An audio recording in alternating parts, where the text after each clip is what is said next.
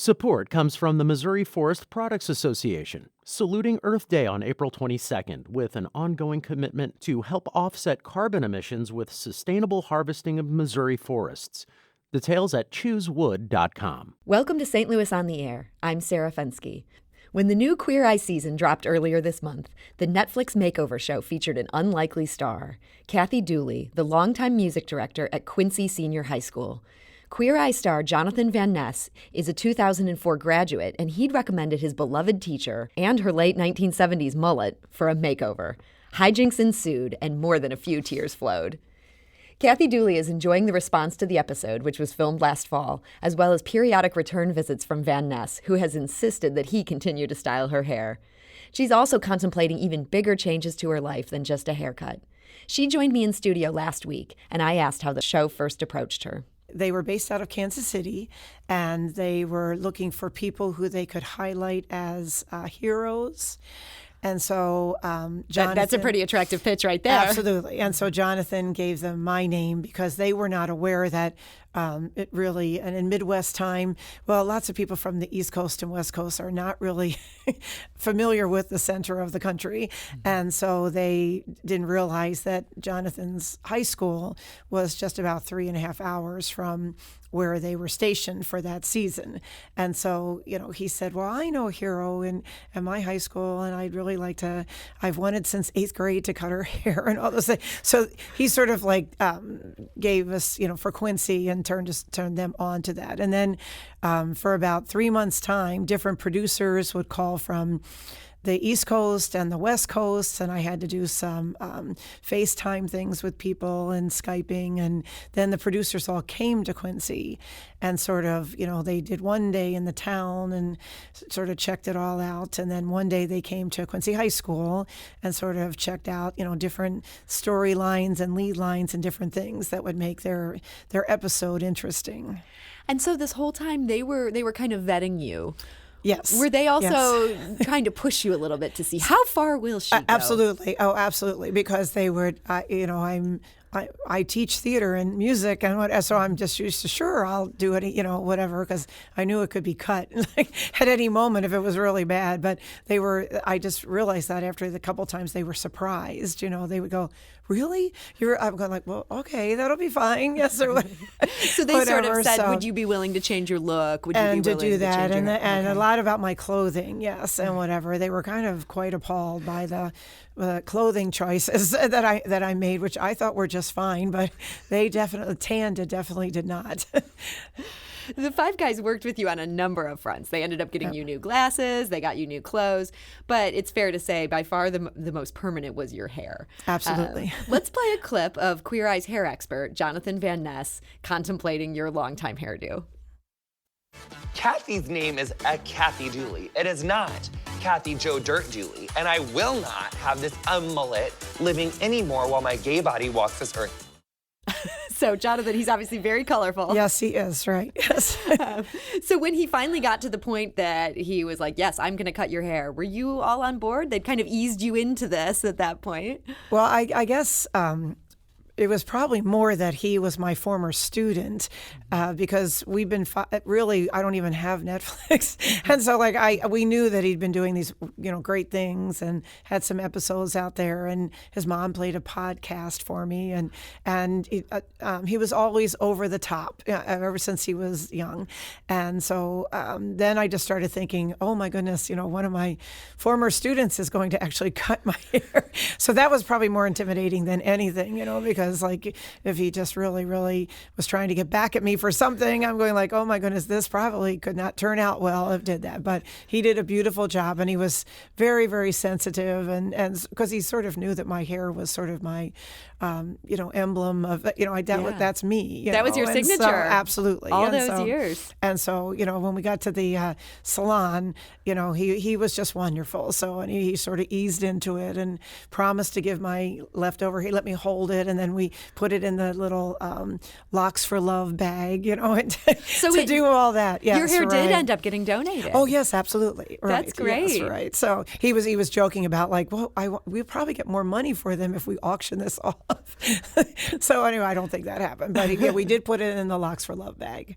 So Jonathan, you said he was, I can't remember the word you just used, but he had been your student. What was he like as a student? Oh, very, I just, the kindest way to say be over the top. Over the top. Yes, right. So anyway, but very opinionated and very, he was always, and still has a very strong character. He comes from a wonderful, wonderful family. And, his role models of his grandfather and mom and dad, they were very community minded and always running different fundraising events and doing all kinds of things in Quincy and for the community. And so his grandfather actually is responsible for our highways. Tom Oakley, actually the highway is named after his grandfather, Thomas Oakley. And he and a businessman from Hannibal, Missouri, they really for probably 30 years worked together to get the highway connected, that the Avenue of the Saints, which is Highway 61 that goes all the way. And they worked through Congress and all those buttons you have to push to not give up to get highways to come to Quincy's many times been known, Western Illinois, as Forgotonia of Illinois. And so we are, so they really, those two businessmen got together and really fought that for years and years and years until they finally got those highways. So I think role models in Jonathan's life have always been strong and opinionated people that, he aspired to. That's interesting. And he had also been, I understand, the first male cheerleader to integrate that team. Absolutely. Yes. So he was, I really sort of remember when he was going around telling everyone that he was going to be trying out. And I just remember that everybody was just going, okay, that's great. I don't think he thought everybody would be shocked and surprised, but no one was shocked and surprised. And Quincy High School just rolled with this. They put him on the cheerleading squad. Absolutely. And we've had, I just don't think we have some amazing students and teams and groups, and they're really all about, what you can do. So I think really the gender doesn't really matter. It's like, can you flip and how high can you go and are you really good? And in many things, it really doesn't matter if you're a boy or a girl or whatever. It's just like, how well can you do this, whatever you're asked to do in that particular sport or team.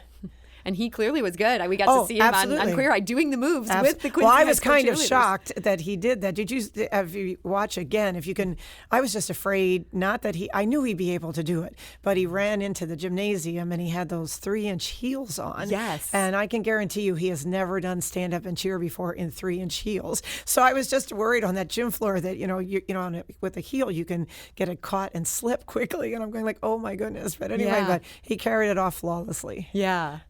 You guys laughed a lot, but you also got pretty serious in this episode. Let's play a clip of Jonathan talking about what you meant to him. I was so, very excited to come, but I was also very nervous. And, Quincy, ever since I've left, has had a very, particular kind of painful place in my heart because it was very, as much as I loved being a Blue Devil and having an experience here, it was very hard. But one thing that you did, for me and other kids like me is you always treated me the same as if I was like anyone else.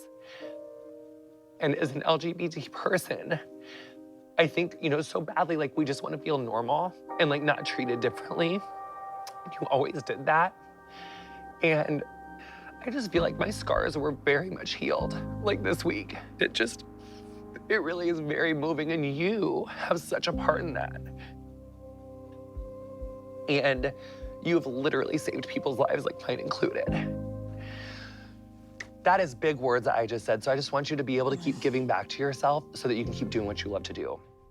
How did it feel to hear him say those words? I can see you're tearing up a little. Yeah. Well, I'm sure all teachers listening to this understand that every child that walks through your door is, just a package of potential. And, and you really, just look at the child and we're all very conscious these days of where they're at when you meet them, and then you set a goal in your mind for where you want to take them. So the different things about, and all teenagers struggle, I mean, in today's world more than ever.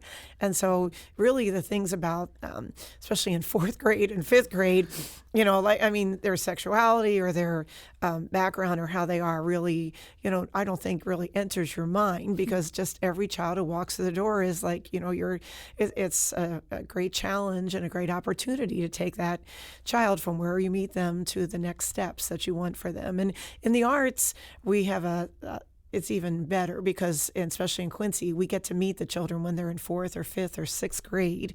And then unlike a math teacher who may only see them for a semester, we many times, at least in our school system, we'll see them in 4th, 5th, 6th, 7th, 8th. So we really live through some of those, especially the junior high years, which are very, very difficult. And so, and to get them to the high school and then to get them to senior high, you really get to see them blossom in many ways. And then you get to be there with them when they struggle through different things, like lots of children go through divorces in their families, and or health issues or all kinds of things. So you get to be very, very close with them.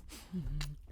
I'm here in studio today with Kathi Dooley, the longtime music director at Quincy Senior High School. Kathi was featured on the Netflix show Queer Eye, and she's joined us to talk about her episode, which dropped on July 19th.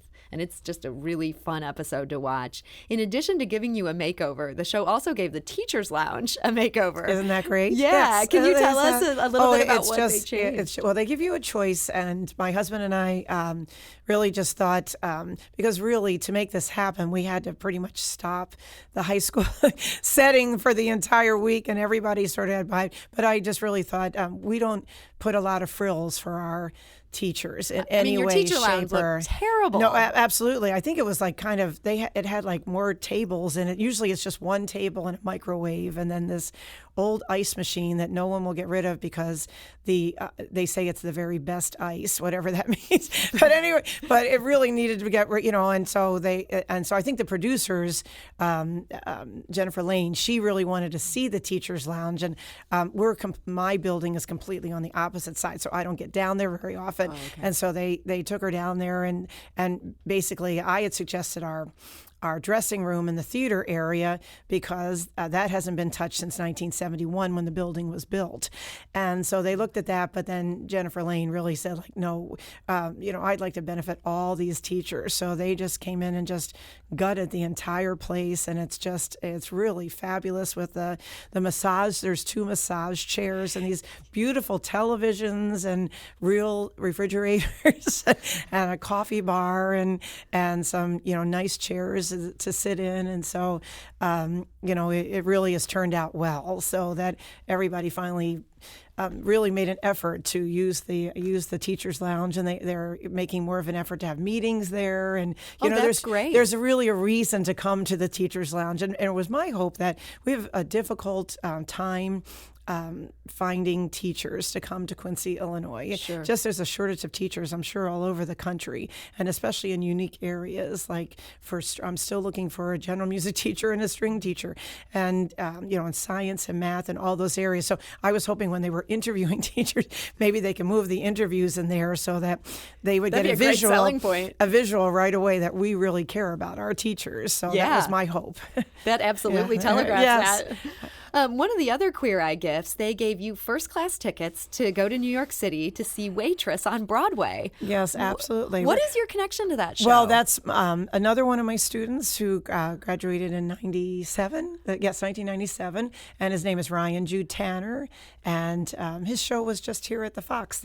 He owns, he has a Tony for Pippin, the revival of Pippin on Broadway, and then he's a producer. He owns Square One Theatrics, and he and his partner, and they're producers of Waitress. They're also producers of Come From Away, and they just won another Tony for the revisioned Oklahoma on Broadway. Yeah, so that's our little Ryan Tanner.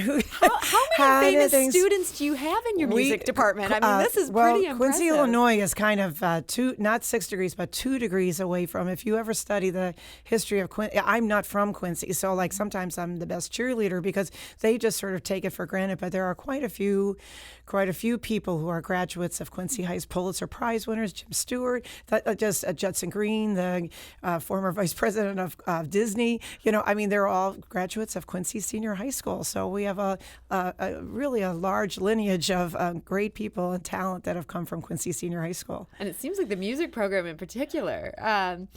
There's a part on the show where the students all spontaneously break into something that they call Dooley-cizing. Let's play a clip of that. Oh, my. When I think about Miss Dooley and her future, what would you like to see Miss Dooley do to inspire her? I think she should pick up some exercising classes and do some Dooley-cizing. Can she do Dooley-cize? Yeah. Can you all show me some Dooley-cize? Oh my gosh. Right now? 5, 4, 3, 2, 1, swoop. 2, 3, 4, 5, 6, 7, 8. Swoop, 2, 3, 4, 5, 6, 7, 8. Oh my gosh, I love Dooley exercising. Dooley-cize? Is that what it's called? She needs to make a YouTube channel of her Dooley-cize. Okay, you've got to tell our listeners, what on earth is Dooley-cizing? It's just sort of a name that was attached to, I do a lot of choreography. That's what I do. When I first became the director, I have so many talented faculty members that I work with, and they're just amazing people. So I always look for the niche that I can to help. And most of them are band directors, orchestra directors, vocal directors, and things like that. But we didn't have a choreographer. And so that's part of my background as well. So I always sort of, was the choreographer for many, many musicals and our Pom Pom Girls and many, many other different things during the year. And so we always have to warm up. So I call them warm-ups.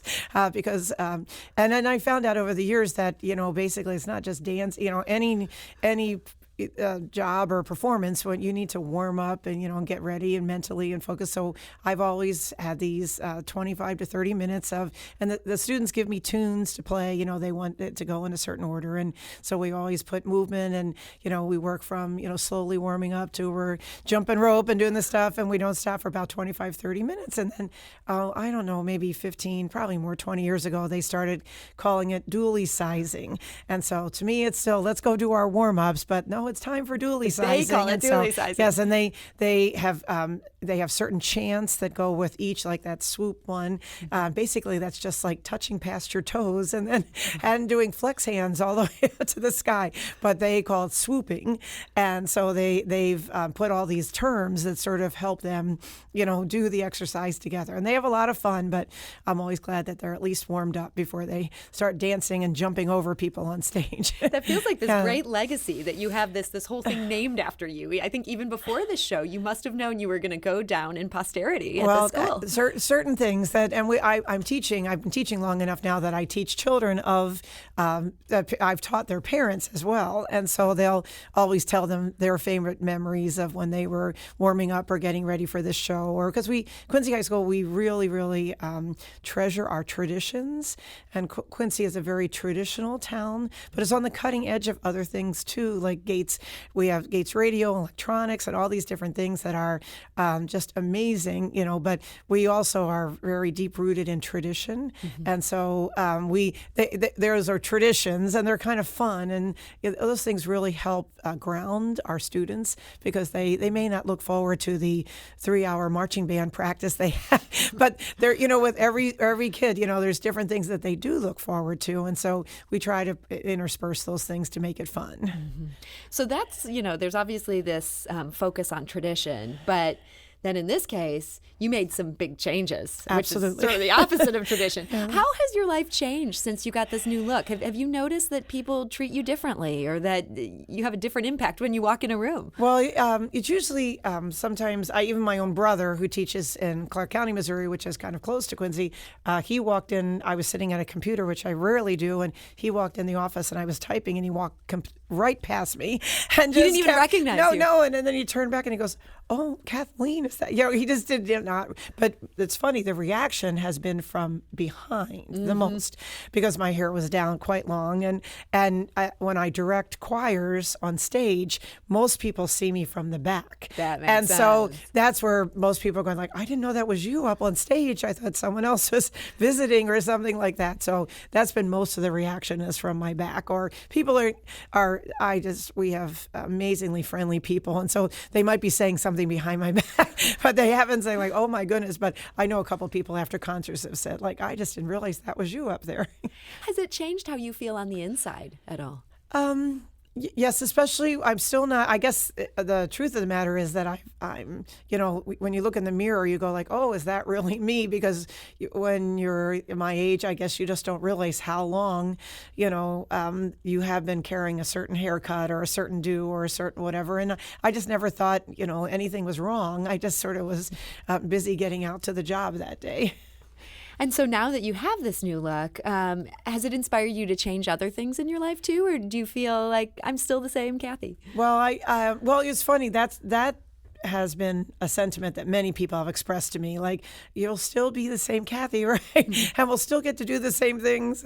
And my students have been, they're very, very particular about they want to do the same things. We're not changing everything. They're still going to do right, yes, eyes. Right, and absolutely. But the whole weekend and the whole experience was very, very reflective because you have basically 4 out of the 5 guys, and they're as nice as they look on television, they are. And what I was surprised because I really didn't know that much about them, and they really are experts in their fields. And they bring that to you and so it really is very reflective as you're going through the whole week because they tell you absolutely nothing. So like you're there the night before going like, okay, now what's going to be tomorrow? What are they going to they didn't well, a couple times they were driving around Quincy, and it's such a small town. Like I would say, okay, I know I'm not supposed to know where I'm going right now, but I do know that you're lost because we've just circled around the same block 3 times. Can I at least help you get to where you're supposed to be? Because they really kept it all a surprise until the moment you were supposed to do whatever it was that you were supposed to do. I understand that you are in the process of making a big life change, though, that come next year, your life's going to look very different. Yes, absolutely. But we're not.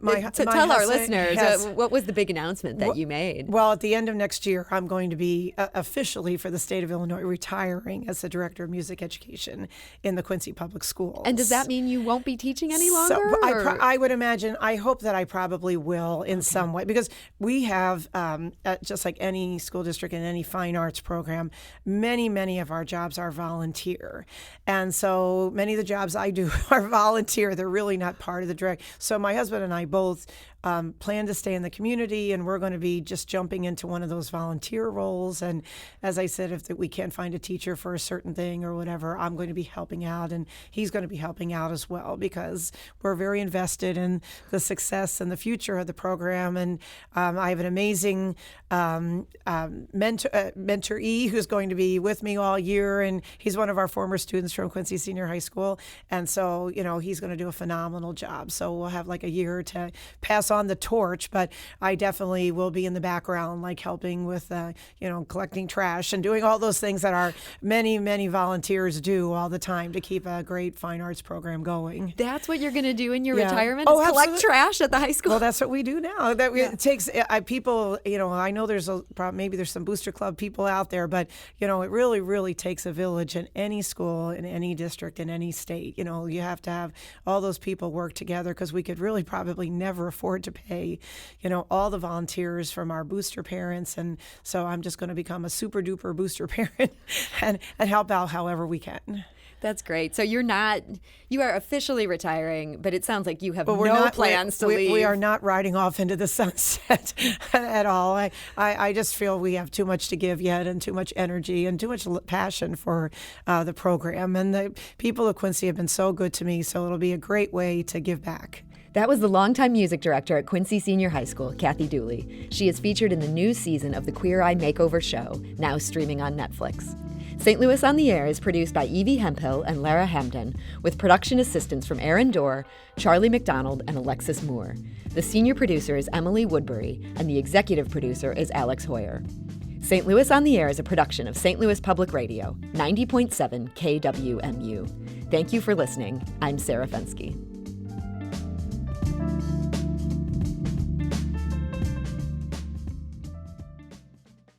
Support comes from the Missouri Forest Products Association, saluting Earth Day on April 22nd with an ongoing commitment to help offset carbon emissions with sustainable harvesting of Missouri forests. Details at choosewood.com. The Gateway brings you the day's news from the St. Louis region and across Missouri. It also includes stories from the Illinois side of the river and our Metro East reporter, Will Bauer. In Alton, in Belleville, in East St. Louis, in Edwardsville, in Cahokia Heights, at Scott Air Force Base, I'm Will Bauer. St. Louis Public Radio. Listen to reports from Will and all of our journalists weekdays on the Gateway, on the STLPR app, and wherever you get podcasts.